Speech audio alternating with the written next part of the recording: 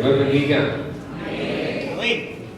Un gusto poderles saludar en esta noche a todos. Bienvenidos a esta semana misionera nuevamente. Amén. Salud del hermano que tiene a su lado. Dígale bienvenido a esta semana misionera. Estréchele la mano. Dígale Dios les bendiga. Dígale Dios te guarde. Dígale el Señor. Gloria al Señor. Dígale el Señor te ayude de una manera especial en esta preciosa semana misionera. Gloria al Señor. Yo les voy a molestar. Vamos a leer varios pasajes de la Sagrada Escritura en esta noche. Nos vamos a meter en un serio problema hoy, pero que Dios nos ayude a salir adelante. Amén. Porque es muy importante entender cuál es el propósito de Dios, qué es lo que Dios tiene metido en la cabeza, qué es lo que Dios piensa, qué es lo que Dios está haciendo, qué es lo que Dios realmente está haciendo. Para ello vamos a leer tres pasajes bíblicos. El primero es uno muy conocido, San Juan capítulo 3, verso 16. Creo que es el versículo más conocido de toda la Escritura, ¿verdad?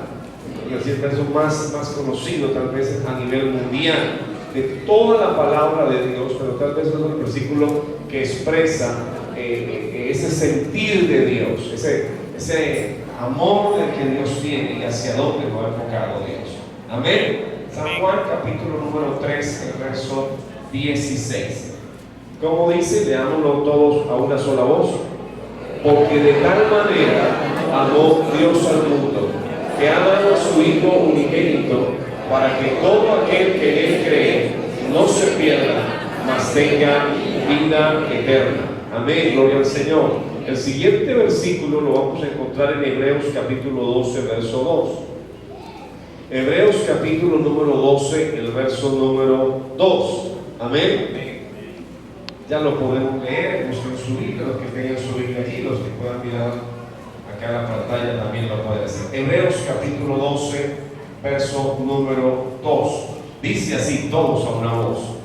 Puestos los ojos en Jesús, el autor y consumador de la fe, el cual por el gozo puesto delante de él sufrió la cruz, menospreció el oprobio y se sentó a la diestra del trono de Dios.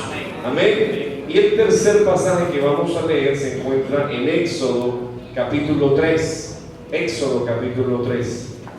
Amén. Ahí sí vamos a leer varios versículos y quiero que tal vez usted me le preste atención a algo en la lectura que vamos a encontrar acá. Por favor, cada vez que usted en esta lectura de Éxodo 3, del verso 1 hasta el verso 12, cada vez que usted encuentre la expresión ver, mirar o algún sinónimo, visión o algo así por el estilo, préstele atención. Amén. Préstele atención porque hay algo ahí que es muy importante. Dice así, Éxodo 3, verso 1. Apacentando Moisés las ovejas de Jetro, su suegro, sacerdote de Madián, llevó las ovejas a través del desierto y llegó hasta Horeb, monte de Dios. Y se le apareció el ángel de Jehová en una llama de fuego en medio de una zarza. ¿Y qué pasó? Él miró y ¿qué? Y vio que la zarza ardía en fuego y la zarza no se consumía. Entonces Moisés dijo: iré yo ahora y ¿qué? Y veré esta grande ¿qué? Visión. ¿Por qué causa la zarza no se quema? ¿Qué más? Viendo Jehová que él iba a ¿qué? A ver, lo llamó Dios en medio de la zarza y dijo: Moisés, Moisés. Y él respondió: heme aquí. Y dijo: no te acerques, quita tu calzado de tus pies, porque el lugar que tú estás, tierra santa es. Y dijo: yo soy el Dios de tu padre, Dios de Abraham, Dios de Isaac y Dios de Jacob. Entonces Moisés cubrió su rostro, porque ahora tuvo miedo de mirar a Dios. Dijo luego Jehová: bien he visto la aflicción de mi pueblo que está en Egipto, y he oído su clamor a causa de sus exactores, pues he conocido sus angustias, y he descendido para librarlo de mano de los egipcios, y sacarlo de aquella tierra a una tierra buena y ancha, a tierra que fluye leche y miel, a los lugares del cananeo, del eteo, del amorreo, del fereceo, del heveo y Jebuseo. El clamor de los hijos de Israel ha venido delante de mí, y también he visto la opresión con que los egipcios los oprimen. Ven por tanto ahora y te enviaré a Faraón para que saque de Egipto a mi pueblo, los hijos de Israel. Entonces Moisés respondió a Dios: ¿quién soy yo para que vaya a Faraón y saque de Egipto a los hijos de Israel? Él respondió: ve, porque yo estaré contigo, y esto te será por señal que yo te he enviado. Cuando hayas sacado de Egipto al pueblo, serviréis a Dios sobre este monte. Amén. Tengan la bondad y se sientan, amados hermanos. Dios les bendiga. El propósito de Dios en las misiones. ¿Cuál es el propósito que Dios tiene en las misiones? Creo que esa pregunta es más grande de lo que todos pensamos, porque esa pregunta es una pregunta que nos hace revisar todo el contexto de la Biblia. Amén.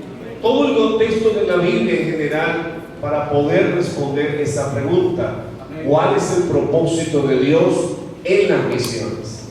Porque si usted nota, las misiones no nacieron en Mateo 28, no nacen cuando se le entrega la gran comisión: ir por todo el mundo y predicar el evangelio a toda criatura, el que creyere y fuere bautizado será salvo, Marcos 16. No nace allí las misiones. Las misiones es un propósito eterno de Dios. Amén. Bajemos un poquito de ese propósito eterno a la tierra. Miremos el mundo que hoy vivimos. Miremos la tierra en que hoy vivimos. Miremos el mundo que nos rodea, esta tierra en que vivimos. El ser humano no nació simplemente con el propósito de nacer, crecer, reproducirse y morir. Ese no es el propósito de Dios para el ser humano. La Biblia dice que Dios puso eternidad en el hombre. Amén. Dios puso una llama de eternidad en nuestras vidas. Y es eso que nos impulsa y nos dice: tiene que haber algo más. Amén. Porque este mundo que vivimos es un mundo malo. Amén. La Biblia dice que este mundo está bajo el maligno. Así que las condiciones que hoy tenemos no son las que Dios deseó ni las que Dios planeó. Los hombres que hoy estamos aquí sobre la faz de la tierra, ¿sí? Si hoy le quisiéramos decir a un niño y le presentáramos a un niño: mire, el plan de Dios, el propósito de Dios, Dios creó un hombre a su imagen, y le pudiéramos decir: mire, ese hombre fue hecho a su imagen. No quiero traer a ninguno acá para que nadie se sienta ofendido.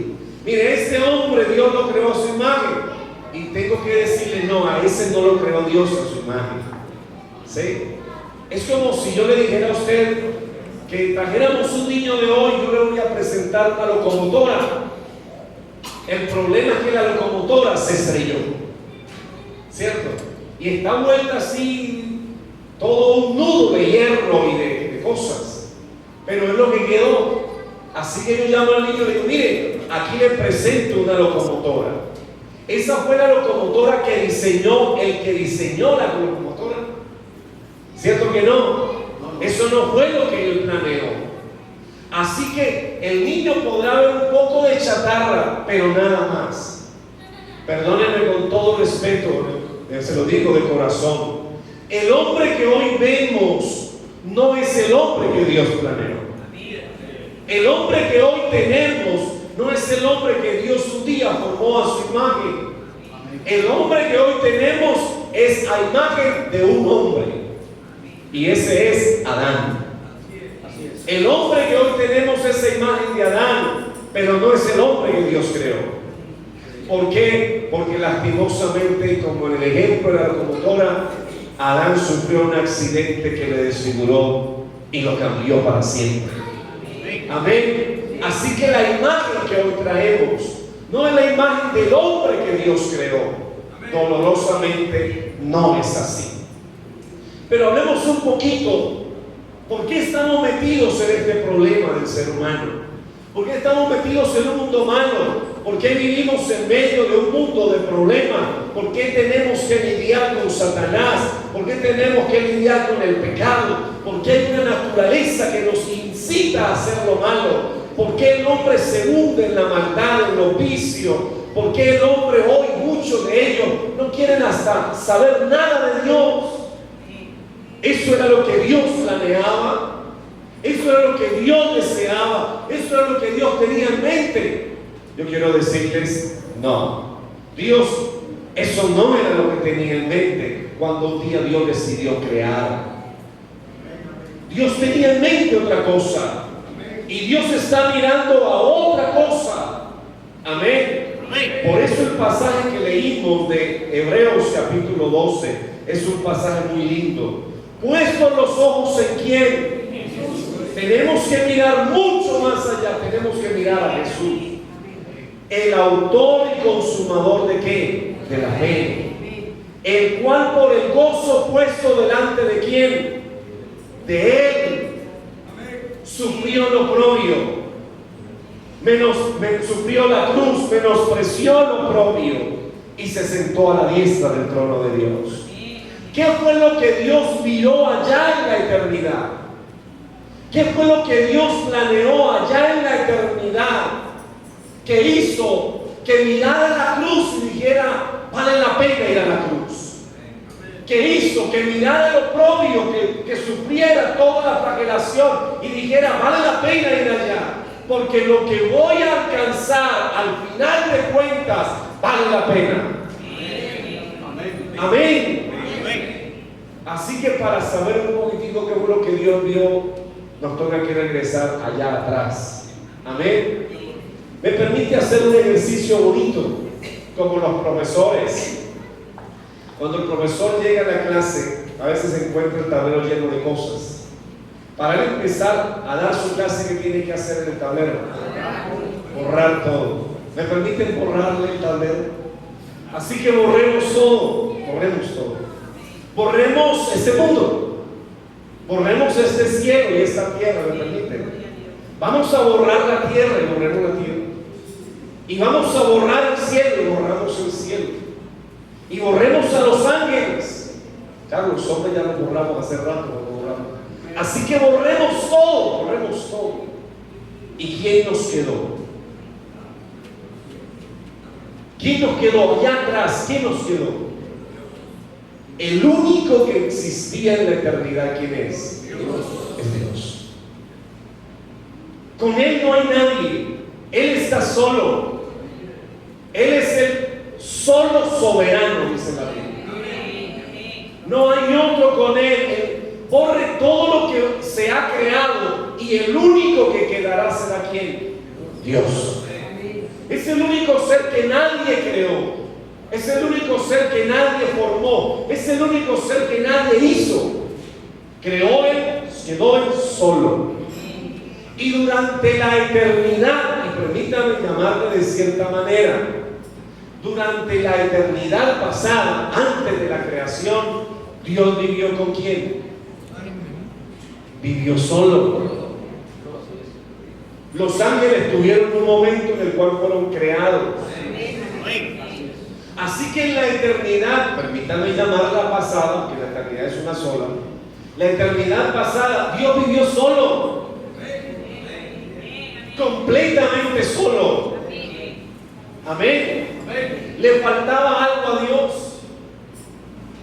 No, porque Dios es perfecto. ¿Necesitaba algo Dios? No, porque Dios es perfecto. ¿Carecía Dios de algo? No. Dios no necesitaba absolutamente de nada en la eternidad. No tenía necesidad de creación. Él solo es suficiente. Él es el Dios soberano, el que todo lo puede, tiene todos los atributos, omnisciente, omnipotente, omnisapiente, lo sabe todo, lo conoce todo, y todo lo que conoce lo sabe con sabiduría. Lo puede todo. ¿Habla Dios en la eternidad pasada? ¿Habla Dios? No. ¿Y por qué no habla Dios en la eternidad pasada? porque es que no hay quien escuche. Entonces Dios no habla, ¿cierto? Y durante la eternidad Él vivió absolutamente solo. ¿Qué fue lo que se le metió a Dios en la cabeza un día? ¿Qué fue lo que Dios llegó a planear allá en su mente sabia? ¿Qué fue lo que Dios deseó tener allá en esa mente divina?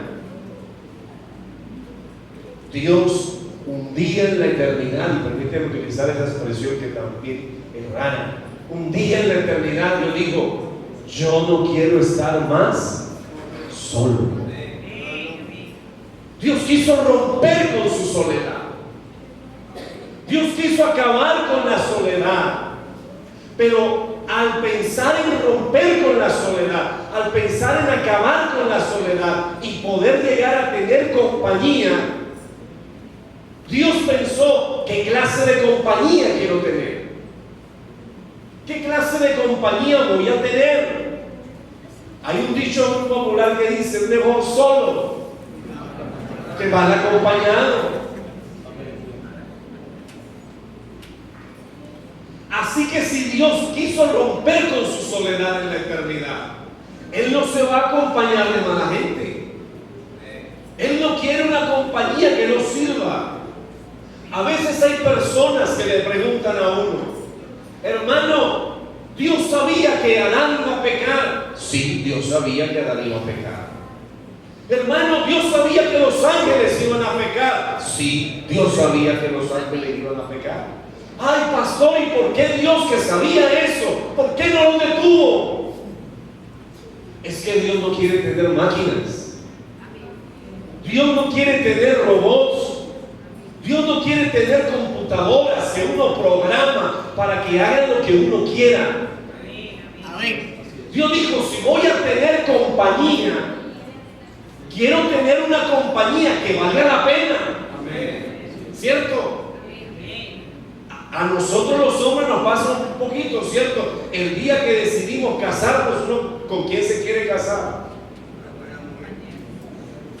Con la primera que aparece. Uno quiere casarse con la más bonita, ¿cierto? Uno quiere casarse con la mejor, ¿cierto? Que valga la pena romper la soledad, que valga la pena uno cargar esa comida cada 8 días, valga la pena cargarla, ¿cierto? Entonces Dios decidió tener compañía, pero Él quiso tener una compañía que valiera la pena. El problema es que una compañía que valga la pena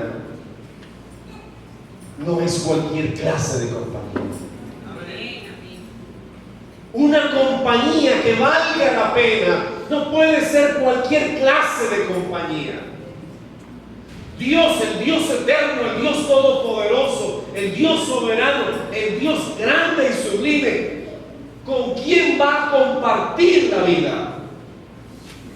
No puede ser alguien sencillo, no puede ser de cualquier forma esa compañía. Esa compañía tiene que ser alguien que se parezca a Él. Amén. Que sea como Él es. Porque si no es de su altura, si no está a la altura de Dios, ¿de qué vamos a hablar? Mire, cuando dos personas deciden casarse, ¿cierto? Deben de tener cierto grado de afinidad, cierto grado de comprensión para poder comprender lo que habla el uno, lo que habla el otro. ¿Cierto? Debemos de entendernos. Si yo hablo de una cosa, que me entienda de lo que le estoy hablando, que comprenda lo que yo quiero, que comprenda lo que me guste, que comprenda lo que yo anhelo. Dios no quería cualquier clase de compañía, quiere una compañía que sea como Él. ¿Y cómo es Él? Él es santo. ¿Cómo es Él? Él es bueno. ¿Cómo es Él? Él es grande. ¿Cómo es Él? Él es misericordioso, Él es clemente, Él es sabio, Él es soberano. O sea, reúna todos los atributos de Dios y Dios dice, yo quiero tener una compañía que valga la pena, que se parezca a mí. Porque ¿de qué vale una compañía que sea inferior a mí? No tiene gracia una compañía que sea inferior a mí, dice Dios. Tiene que ser una compañía que se parezca a mí. Pero ¿qué problema es tener una compañía como Dios? Porque es que la Biblia lo dice de esta manera. ¿Qué no conoce Dios? Otro Dios como Él. No hay otro ser como Dios. No hay otro ser que se le iguale a Él. Entonces, ¿cómo Dios podrá tener una compañía que sea parecida a Él? Y Dios entonces decide y en su mente comienza a planear lo más grande y más sublime que toda la humanidad pueda conocer. Dios decide tener una compañía que se parezca a Él, que sea como Él, que sea libre como es Él, que tenga la capacidad del libre albedrío, de la libre decisión, de la libre determinación como Dios lo es. Pero si tiene esa capacidad de la libre decisión, puede elegir entonces. Y al poder elegir va a tener el riesgo de elegir entre lo bueno y lo malo. Tener la capacidad de elegir implica tener opciones para elegir. Y Dios quiere tener una compañía que se parezca a Él, pero que lo elija voluntariamente. Que lo elija por decisión propia. No por una obligación, no por una imposición, no porque Dios diga es que me tienes que adorar o si no saco el látigo y te castigo. No, Dios quiere una compañía que voluntariamente lo elija a Él, lo ame a Él, lo haya escogido a Él y que se parezca a lo que Él es. Pero formar eso es lo más complicado. Formar esa criatura es lo más difícil que hay. Permítame, Dios en un instante en la eternidad piensa en tener compañía y piensa en todo lo que le va a costar a Él tener esa compañía. Piensa todo lo que va a pasar, piensa en todo lo que va a ocurrir para Dios lograr tener compañía. Y alguien me dirá, pastor, cuando Dios ve en la eternidad todo lo que le va a costar a Él tener una compañía a su altura, ve a Satanás, lo ve. Ve a Adán y Eva en el huerto del Edén, lo ve. Ve al hombre caído en el pecado, lo ve. Ve al hombre hundirse en la maldad, lo ve. Ve al hombre degradarse en el pecado, lo ve. Ve al hombre hundido en la maldad, en los vicios, en las drogas, en el pecado. Ve al hombre como hoy hay muchos hombres levantando su voz y su puño contra el cielo y rechazándolo a Él. Dios lo ve. Ve a una humanidad que en el siglo XXI niega que existe, niega que Dios es real y niega que realmente haya una condenación o una salvación eterna. Dios lo ve. Pero a pesar de todo lo que Dios lo vio, Dios dijo, no voy a negarme la oportunidad de tener compañía.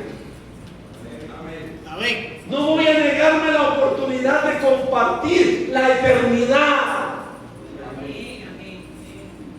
Y Dios dice lo más lindo que a mí me parece de toda la obra que Dios ha hecho. ¿Y eso cuánto va a costar? ¿Cuánto me va a costar tener esa compañía que yo quiero?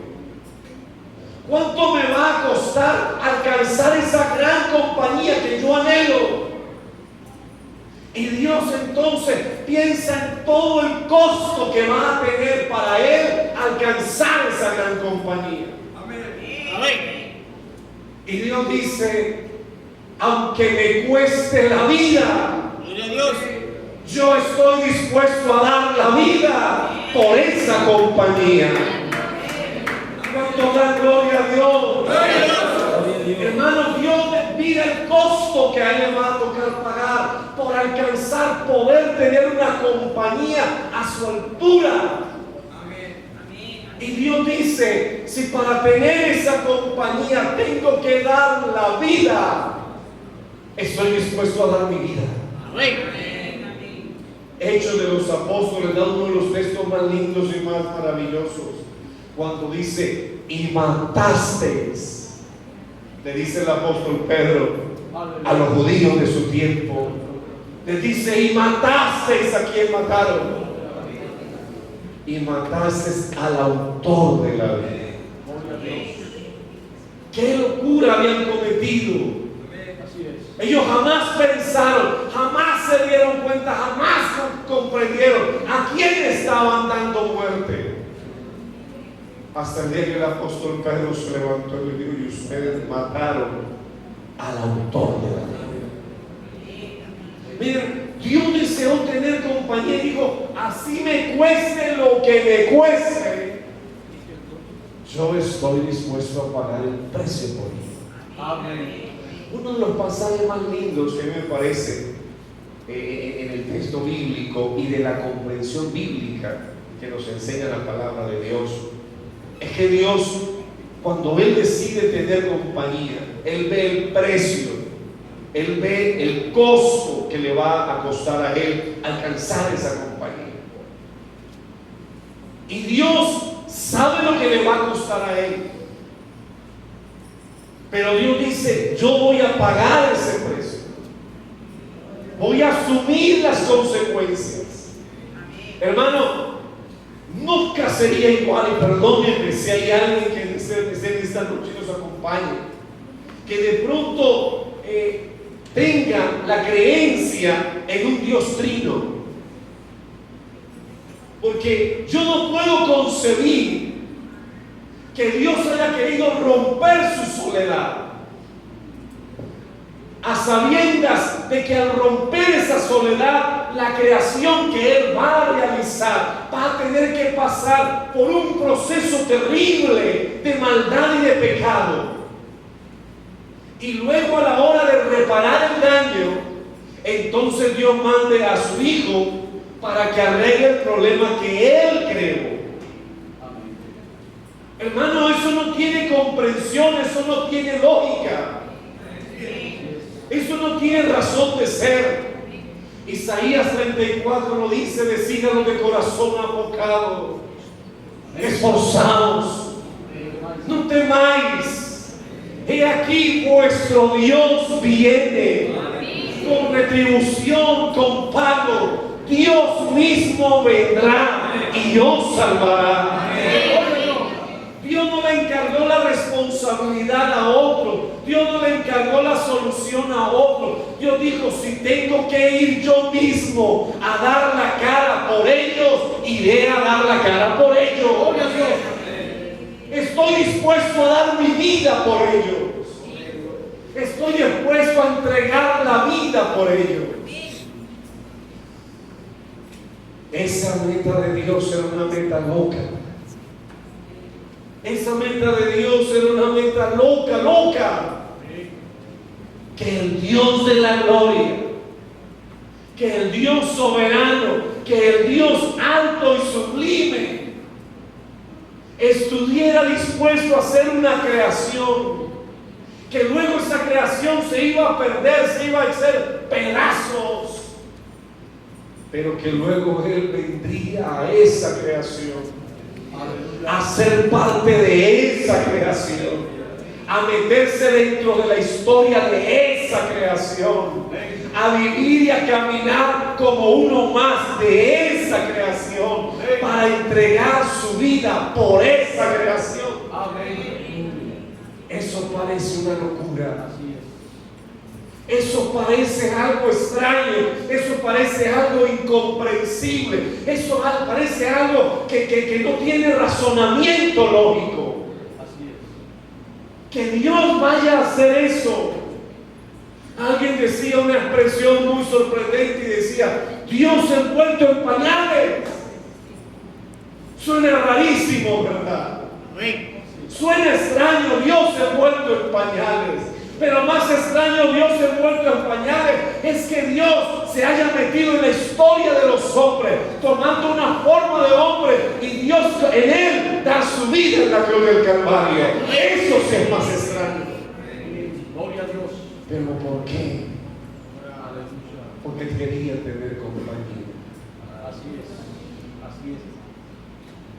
La Biblia dice: Cristo amó a la iglesia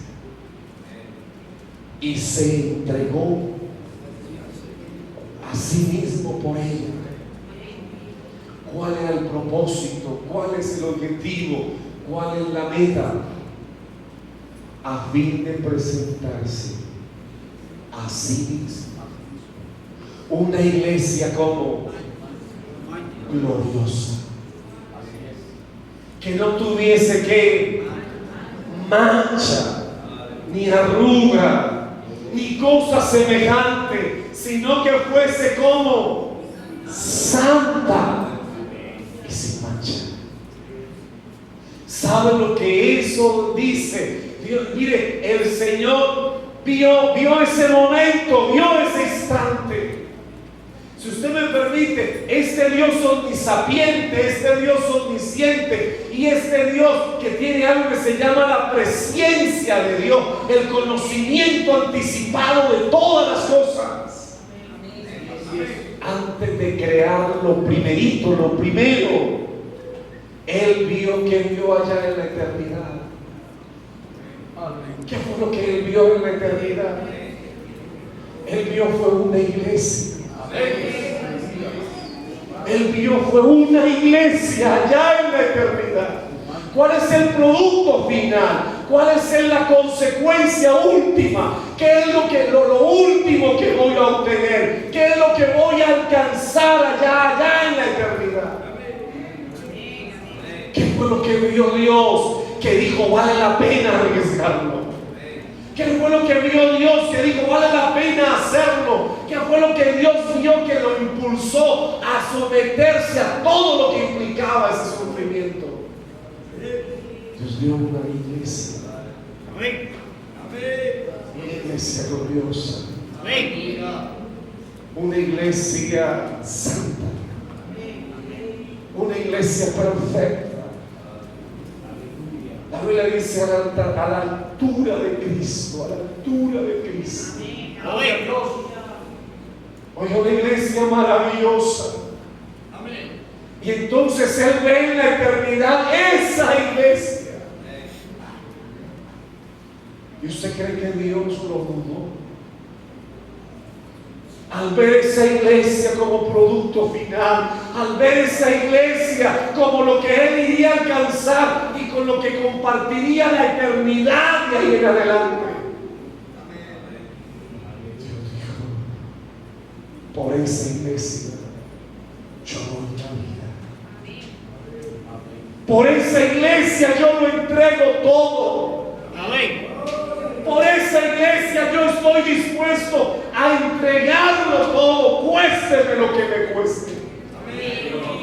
Yo pagaré el precio, yo pagaré lo que sea necesario, pero esa iglesia un día será mi esposa y con ella compartiré mi trono, compartiré mi casa, compartiré mi reino por toda la eternidad. A veces nosotros no le damos valor a lo que estamos haciendo. A veces nosotros no magnificamos en qué parte del plan de Dios estamos. A veces no comprendemos este plan supremo que Dios diseñó. Así es. Hermano, Dios quiso compañía, pero no quiso cualquier compañía. Quiso una compañía perfecta, Amén. formada a través de lo imperfecto, sacada del barro, sacada del lodo, sacada del tarro de la basura, sacada de lo más bajo de la tierra. Oiga, qué locura tan tremenda la que se le ocurre a Dios. Cuando Dios quiso compañía, no fue a buscar a los más sabios de Harvard. Cuando Dios quiso compañía, no se buscó los presidentes de las más grandes naciones. Cuando Dios fue a buscar compañía, no buscó lo más exquisito de la monarquía de esta tierra. La Biblia dice, sino que lo vil del mundo y lo menospreciado del mundo escogió Dios. ¿No le parece a usted una locura eso? Que la compañía que va a vivir en la eternidad con Dios haya salido de lo más bajo del mundo. Pero Dios dijo, yo les voy a demostrar. Yo les voy a mostrar al mundo para que el mundo se entere, para que el mundo se dé cuenta la clase de Dios que yo soy. Que Dios es el que nosotros tenemos. Que Dios tan grande es el que nosotros tenemos. Y cuando Dios pensó eso y vio esa iglesia, Dios dijo, me comprometo. Amén. Y por primera vez Dios habló. Amén. Y por primera vez Dios dijo, sea la luz. Gloria a Dios. Por primera vez Dios habló. Así es. De ahí en adelante vamos a encontrar un Dios que habla, habla y habla y habla y habla y no se va a cansar de hablar. Pero hasta antes de ese momento de pensar en tener una compañía, Dios para qué hablaba, no había nadie que escuchar. No había para qué hablar si nadie lo iba a oír. Pero a partir del momento en que Dios ve una iglesia, entonces Dios dice, vale la pena, y el precio que tenga que pagar lo voy a pagar, pero voy a alcanzar esa iglesia. Ahora yo le hago una gran pregunta en este momento para cerrar esta enseñanza. Si a él el costo no fue una limitante, porque él dijo vale la pena esa iglesia, usted y yo que estamos metidos en la iglesia, ¿cómo nos debemos de sentir? Oiga, ¿cómo nos debemos de sentir nosotros? Qué privilegio, qué honor tan grande, qué honor tan sublime que Dios nos haya escogido para ser parte de esa iglesia. ¿Por qué no se coloca en pie esta noche? Gloria a Dios. Hermano, de pronto hoy usted vive en un ranchito de tablas, perdónenme la expresión. De pronto hoy usted viva en una casa muy humilde. De pronto usted hoy viva en un sitio muy sencillo, muy humilde. Hermano, pero nunca se sienta mal por eso. Nunca se sienta mal por eso. Así un día ve a los ricos más grandes de esta tierra durmiendo en camas de oro, con casas riquísimas y llenas de cosas. Usted, Dios lo ha escogido y lo ha llamado para ser parte de lo más grande, lo más sublime, lo más glorioso, lo más maravilloso, lo más rico, lo más precioso de todo. La iglesia es lo más maravilloso de toda la creación. La iglesia es lo más sublime de todo lo que existirá. Hermano, lo que Dios ha hecho al llamarnos a su iglesia es darnos el honor más grande y más sublime que un ser humano pueda tener. Nunca se sienta menos. delante de un millonario de esta tierra. Nunca se sienta menos delante de un rico de esta tierra. Nunca se sienta menos. Levante su rostro, levantad vuestros rostros, porque vuestra redención está cerca, vuestra redención está cerca, nuestra redención se acerca. Llegará ese momento glorioso en que seremos levantados de esta tierra. Y usted un día verá dónde quedará ese rico, dónde quedará ese millonario, y usted verá dónde ha quedado por la gracia y la misericordia de Dios. Hermano, ¿por qué hay misiones? Es que Dios quiso tener una compañía, y una compañía perfecta. Amado amigo que nos acompaña esta noche, Dios tiene un propósito también para ti. Amén. Dios tiene un propósito con su vida. Así es. Y por eso Dios le ha traído en esta noche a este lugar. Así es. Es porque Dios le ama. Así es. Gloria a Dios. Porque de tal manera amó Dios al mundo, que ha dado a su Hijo unigénito, para que todo aquel que en Él crea no se pierda, mas tenga vida eterna. Dios le ama a usted. Amén. Dios le ama con un amor tan grande, tan maravilloso, que hoy le hace la invitación para que usted sea parte de la iglesia gloriosa, que un día Él se presentará así. Amado amigo, amada amiga, Dios le ama y no quiere que usted se pierda.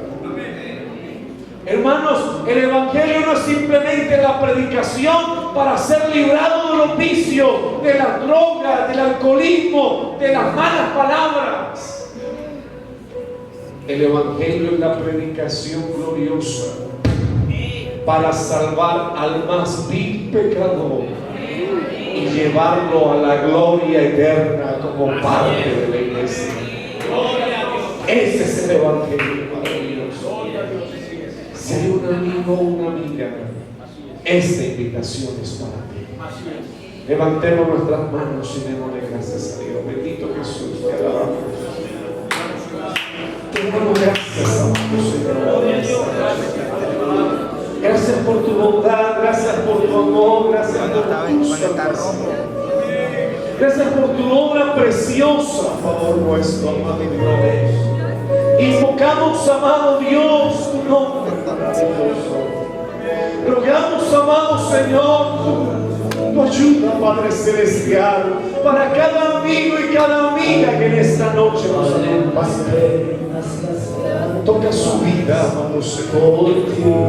Toca su corazón. Toca, oh Dios, la vida de cada uno.